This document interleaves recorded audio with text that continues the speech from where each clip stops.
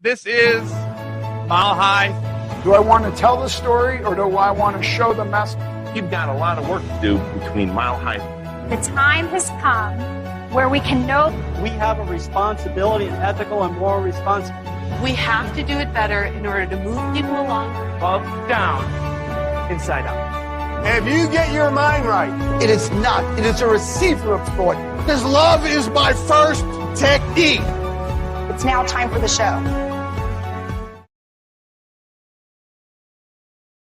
Hello, everybody. This is Dr. Simon Dove. I am super excited to be here. An amazing chiropractor speaker who's no stranger to the Mile High stage. So I want to take a minute and slow down. I'm a little excited. I'm going to take a minute, slow down. So this particular speaker is not only involved in chiropractic, creating chiropractic techniques, international speaker of said chiropractic techniques, and just a lover of chiropractic, speaking to chiropractors regardless of your technique. One of his gifts that I certainly appreciate is he's not a technique specific kind of guy. If he's going to help take you to the next level, it does not matter the technique. But he did create a chiropractic technique as well as network spinal analysis, or network spinal as it's called now, as well as some other amazing healing techniques such as alchemy, EpiEnergetics. You're going to have to talk to him, meet him, and go to the websites. We don't have time to cover the breadth and width of this man's techniques. He's been on different boards of chiropractic, boards outside of chiropractic. He is a shaker and a mover, and it is with great pleasure that I'm here to introduce you to Donny Epstein. Donnie, welcome, buddy. It's great to be here. And Simon, it's wonderful that you're participating in a way to help support Mile High and support the people there. People at Mile High know that whenever they need something, you're there. Oh, thanks. Ring the bell, get back in the class. We'll That's right. People the hallway, right? That's right. More cowbell, more cowbell.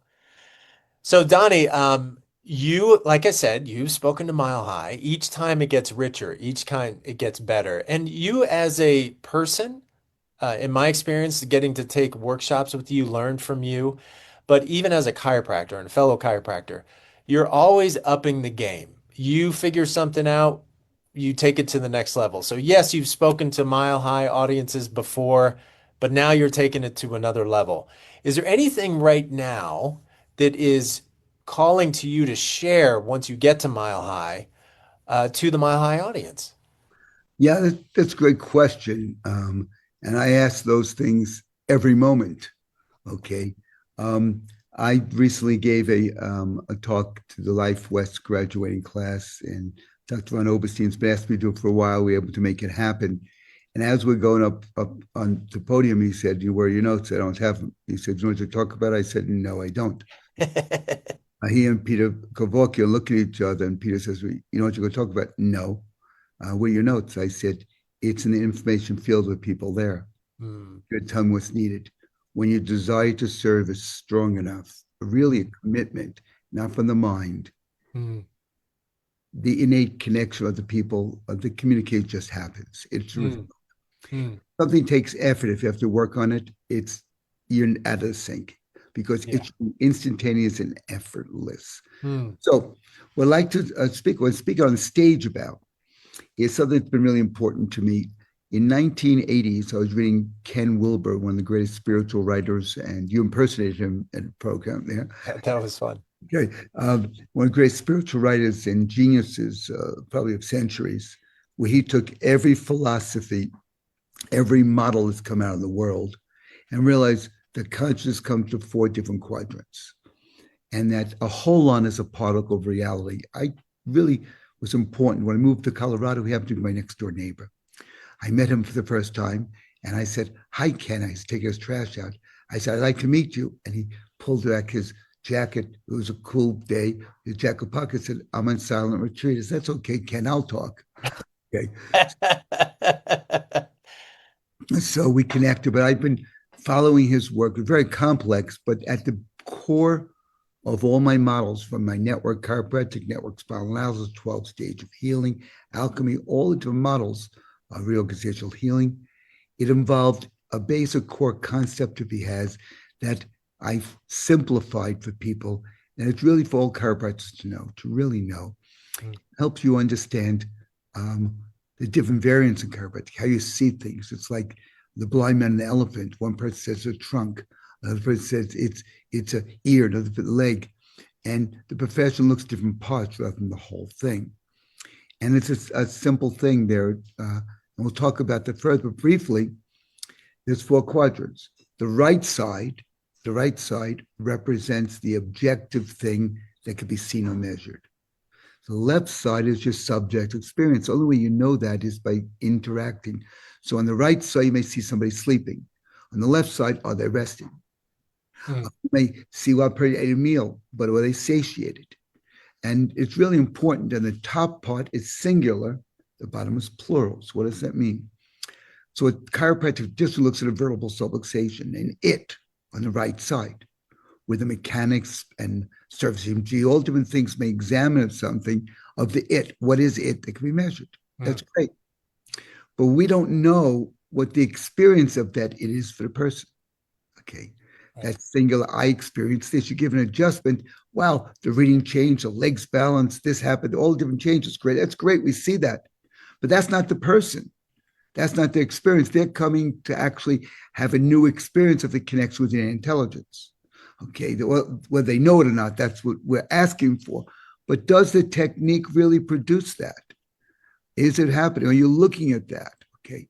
Now, as you get down to the bottom, this is where my introduction to the chiropractic profession came about. I've been studying systems theory for like almost 4 decades, about 4 decades.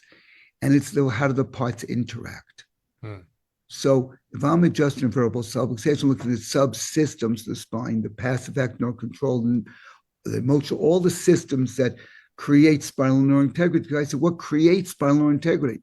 Rather than trying to treat a condition which occurs with the loss of spinal integrity, how do I enhance spinal integrity? And that's the systems approach. Went to chiropractic college. It's really important whether you do upper cervical, Gunstead, SOT, Logan based, no matter what method you use.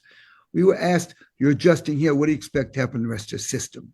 We looked major, minor subluxations, those type of concepts. It's not taught anymore. But if you did one thing, tipping a domino, what do you expect?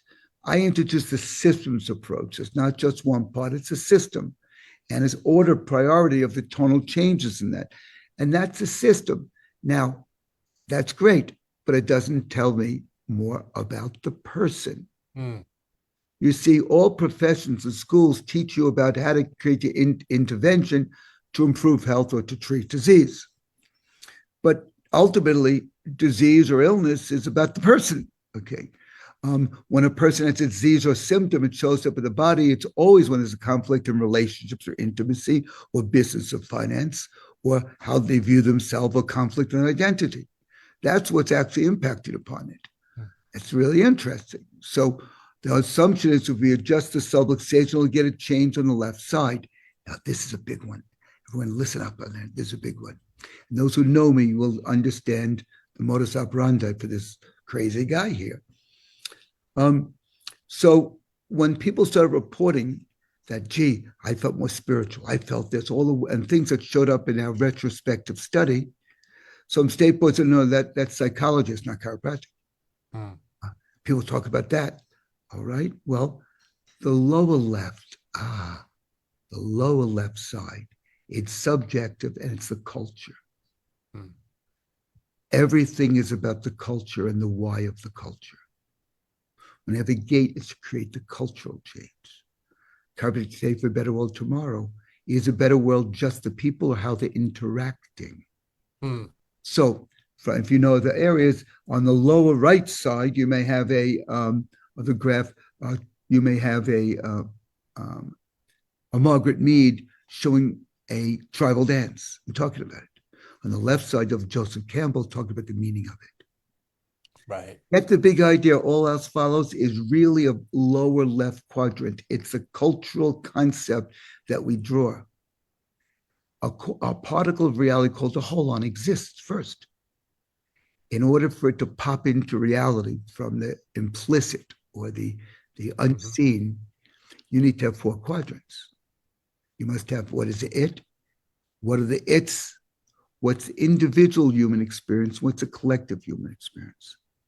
My goal always was to help create a new cultural shift through a person having greater spinal neural integrity and able to self-regulate subluxation, but while doing it, something else. We think the purpose of chiropractic was to adjust the subluxation. Never was the purpose of chiropractic. It was never stated as the purpose of chiropractic.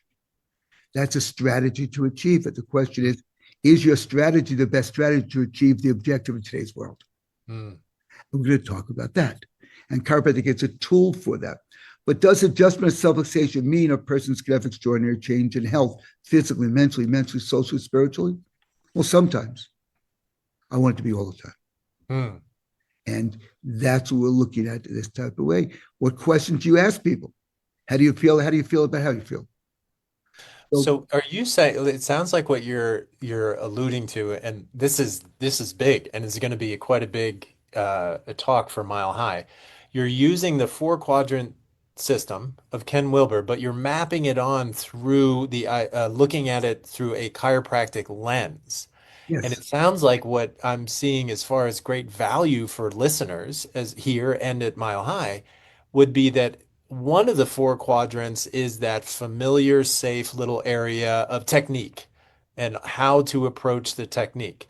But until you start to be able to navigate into these other four quadrants, you are almost limiting yourself from having good results to having optimal, amazing results. And all of it really is about the triune life, which goes back to that there's intelligent force and matter, and that the basic principle of chiropractic, if I can make it really summarize it, there's a subset of the organizing wisdom of everything, which humans have, and there's a subset of that you have, your personalized aspect of that. It's the signal that attracts you in the world and connects you, the manifestation and the creation principle. It's called the mental impulse. Right. So the way the mental impulse, and not nerve impulse, or mental impulse, okay? And the mental impulse codes the system, and through innate intelligence, I believe it's 6 different intelligence, and they map the mathematical signatures of them. We have that from surface EMG, and people have gotten a PhD, a master's degree, studying the unique signal of a person's nervous system based upon network, which was with the wave. Now, that gave me the information how to see things differently. But it's the same basic principle. How is a signal, innate signal you're born for, meant to organize in the world? How does it do things? And to do it, you have to have mental impulse expression. And mental impulse comes with just 2 things: information potential and information manifested uniquely for your body. Information manifested is the objective of chiropractic care, to manifest the information in alignment with your true identity. That's what it's about. That's what took me on my path in chiropractic and out of chiropractic. Out of chiropractic, which is not this about, but just to give a sense of this, I shared this with Chris Kent and Matt McCoy, and they were really excited about it. What if the mental impulse is not just about organizing cells of your body? What about organizing the aspect of your life and existence? Your life, wow. Now, if that's the case, if you apply your chiropractic care that way, you have to start seeing is it affected all 4 quadrants. Now, not only do this starts with this continues with what you started with. Not only must you have those 4 quadrants, but they keep getting greater depth. If they don't get greater depth, it becomes a fad, it fades out. Because D.D. Palmer said everything is moving in a world of progression. Everything is becoming something else. And another dimension already is something else. The mental impulse does not live in this time-space dimension. And we talk about that. So this impacted my chiropractic, the questions we ask people, how we take a look at things. And I really came down in my EpiEnergetics is the conscious and ecological use of energy information to produce extraordinary. And every thought, every action, everything, whether your health, your finances, your business, your relationship, everything you could think about, the key factor is you observing, thinking about it. So when you think of money, if money is accessed with a low level of energy information, you're not going to manifest it. So I am moving my EpiEnergetics model, which affects physical, emotional, social, all areas, into a new discipline, which I'm actually creating creating. There's some papers coming out on that soon. And it's the energetics of human performance. Wellness is over. It's dead. Most people think marijuana thing is wellness. I was one of the first people to speak about self-reported health and wellness in the papers in the 90s. And I realized that's over because everyone says, you go have a facelift, that's wellness. Okay, there, whatever it is, massage. And wellness to most people is feeling comfortable. Feeling comfortable is not well. Right. Okay. So it's really energetics of human performance. If we position chiropractic as a healthcare system for the energetics of human performance, we're totally consistent with the principles. Now the conversation occurs, the chiropractic care you give affects your relationship, intimacy, things. The largest study done like 30 years ago on men who are from back pain and disability. Number one thing they found that predicted it wasn't what it found in X-ray or any of the examinations. It was dissatisfaction at work or money problems. Actually, when you take a look at from the epigenetics, and I believe EpiEnergetics is what provides the energy for epigenetics, what happens is I see in all areas, the four domains of life, health and body sense, they're two different things. Relational intimacy, they're two different things. Business finance are two different things. And it's still you seeing the world. The way you see the world, the thoughts you grab, what you do, is energy dependent.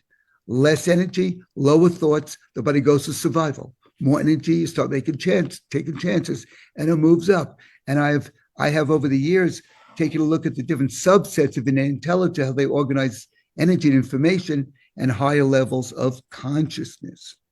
So when we look at the subluxation definition by the Australian Spinal Research Foundation, which I was instrumental in helping influence, and Denny was helping influence, and Peter Kevorkian was there. There's a whole bunch of different people were there, with different techniques. They were trying to get a definition of subluxation as a joint dysfunction, as was being pushed through New Zealand school, which I think was not authentic anyway, whatever it is. And the Rubicon schools were trying to get that together. So Jerry Glum got a conference, different places of different leaders in the profession to try to come to agreement on subluxation as a joint dysfunction with neurological stuff. The challenge with that, it puts into manipulative therapy and it go diagnostic. So my suggestion was let's not have chiropractors define subluxation. Let's not do that. And especially not political chiropractors there. Let's instead say, as chiropractors here, what changes gets us excited, the patient's most excited. And when they're adjusted, before they're adjusted, look at that. So the definition came up with a loss of beingness first. Second, a loss of coherence. And third, biomechanical, neurological, adaptive genetic changes. So if you change that, your outcomes need to be different. Is the care really producing a chase of beingness or not? Is it measuring coherence? And what is coherence? That's been the mathematical modeling I've done for 3 decades, the highest level of neurological coherence seen. And then when you see something at a high level, you interact with people, you get different answers than people at a low level. Ask someone who's depressed and miserable what life is about. It'll be told to be somebody who's really rocking it there. So all these things come to place because chiropractic, when I got into it at that time, was really with Renaissance movements. He was Easy Riekman then, Guy Riekman, and Joe Felicia. They introduced the human potential movement in chiropractic with Magical Child and other things. And people would come for 4 reasons. According to the chart I used to read. Hello, my name is Donald Epstein. My degree is DC, Doctor of Chiropractic. And I practice that form of chiropractic known as straight chiropractic. Remember that? Yeah. Okay. And people come for 4 reasons. This is important. People come for 4 reasons. 1, they have a sickness, pain, disease, and infirmity, and someone told them a chiropractic helped them with that. The second is people want to prevent the sickness, pain, disease, and infirmity, and that's a higher level of promise and desire. The third level is because they want to improve themselves. And the fourth level, they want to improve the world. There was a person implying that was it. And I would give a talk. I was new in practice for a couple of years. And I was saying, who's are coming because they want to improve the world? Really?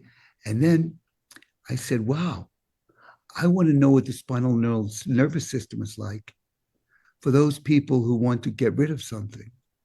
as compared to someone who prevents something. But both has the same criteria. They want to move away from something, it's fear, and they're still in survival.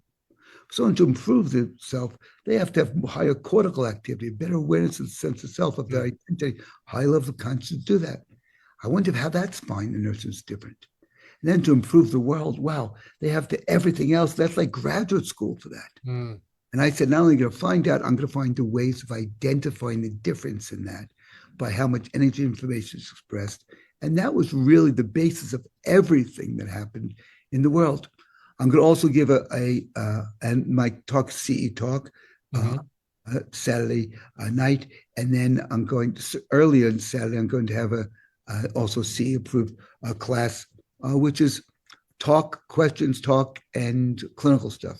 Oh, great. Whatever shows. Will you do hands-on a little bit this year? Lisa hands-on, also demonstrating stuff like that. We'll have that there, also demonstrating some things there. And then on Sunday, I have a course I've done before. People have raved about it. No matter what method of chiropractic you have, no matter how you practice, what's your technique, I can help you. Okay. That's amazing. Technique is at the leading edge. Where would I take that? Right. But the ladder is always most crowded at the bottom. Okay, understand that. And the higher you go up, and the more you want to have greater depth of human experience, the more you bang yourself on the head, like, how do I get this change, and go look further. I'm the one who's leading that, so you just have to follow it. Well said. On that Sunday event, it's all the questions about science, art, and philosophy. You will construct a map, an actual map of what's most important in your practice, a diagram. Say subluxations, okay, well, then where is healing? I don't have it, okay. Or, well, my technique is there, emotional palpation. I said, that's great. Well, where's the patient?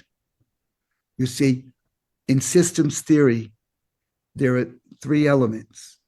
One is the part. Two is how they interact. Okay, that's the right side. And three is the mission or purpose of the system. I was asked if I consult with a CEO of a major groundbreaking multi-billion-dollar company in e-commerce. And it's before you see him, and it didn't work. I didn't see him, but I have to read 3 books on systems theory for corporations. So last year was different spiritual traditions. We speak with them. And the summary of these books, very simple. And one basic thing to summarize them all. There are 3 parts of a system: the parts, how they interact, and the purpose or mission, the big idea of the system. Okay. If you change the parts, nothing happens in the system. This will not change. You fire somebody, someone comes with the same culture, lower left. Okay, there. It just doesn't replace it. If you change where they interact, the nervous system, some of the parts change. Get that? If you change where the parts interact, nervous system, and that's the lower right quadrant, how the systems work. If you change the purpose of the system, it all changes.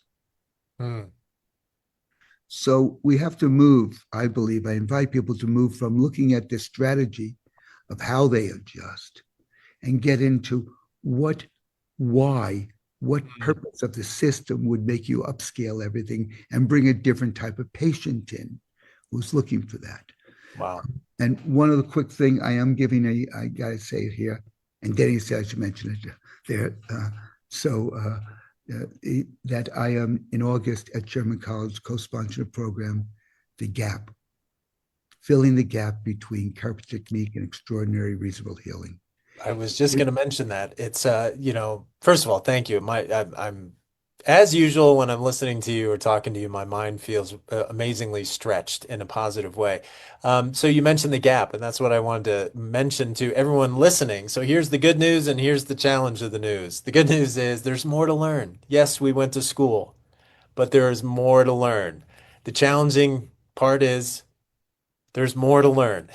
And Donnie, you do a great job of kind of leading that charge, of showing us where there are gaps and how to manage the gap, and not how to just get amazing results, but get optimal strategies to get those results. Well, you want to make it about the person. If you're talking about healing and change in the world, is it happening? And they look at the adjustment, I'm done. That's it. A good adjustment happened. How is the person physically, emotionally, mentally, spiritually? How they adapted? How they more compassionate? What's happening in the world? Right. No one goes to school to heal. A chiropractor says, this is a healing profession. Then tell me what class you return what healing is. Right. Regulatory agencies don't regulate healing. They don't know about it. They never learned it. They measure a series of strategies used to do something in a different way that other professions don't do. The point is, people don't give a damn what the surface EMG says or the X-ray says or stuff. They don't care what the laboratory test says the blood pressure is unless someone tells them what it means for them. Right. What they care about is the concern. And they have a concern in life, and the concern is part of being ill. Okay. This illness is where you take a dog to a vet because SJAR, spot just ain't right. You take a kid to the pediatrician whether they have a fever or not because their behavior is off, their action, the sense of humor, things are off. It's always about the person. How do you chiropractors have used their technique as a means of avoiding intimacy? Yet chiropractic is the most intimate profession there because you know so much about the person. But you know about spinal neurism. What about is it impacting healing? How do you define healing? How do you know? Because that's what they want to know. So program is how do you have unreasonable extraordinary hearing? You have to change the science and the philosophy and the art to match that. Right. That's what we have to do. We have to actually be able to match that. And that's not happening. No. Now, it happens occasionally. It's said, wow, this person turned their life around. Why shouldn't it happen every single time? If innate is innate, my first chiropractic seminar was about two things. Two types of subluxations, which we're going to teach there. No matter what technique you do, how to be more effective. What makes techniques work? Why do they not work? What best assessments you use? And no matter what your technique, I will show you more about chiropractic than you ever learned, but healing you ever learned, the energetics of it, so you can apply it. If you never do network, I don't care that it's not going to affect my life there. And my objective was not for ever to do network. My objective is to teach people how chiropractic intervenes in the system in the same place we experience the world, we interpret the world, we respond to the world, and we put our signal out to the world.